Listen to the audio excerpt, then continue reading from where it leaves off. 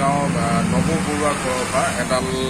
চকৰি ফেটি যিটো হাঁহৰ গঁৰালত সোমাই হাঁহ পোৱালি খাইছিলে আৰু সেই উদ্ধাৰ কৰিব যাওঁতে যিটো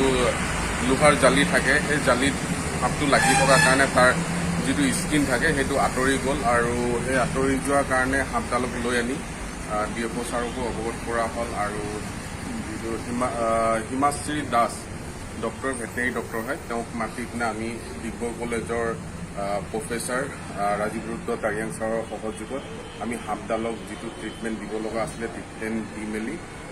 আজিৰ কাৰণে অবজাৰ্ভ কৰি ৰখা হৈছে আৰু অহা কাইলৈ চাওঁ যদি সুস্থ থাকে সাপটোক আকৌ মুকলি কৰি দিয়া হ'ব।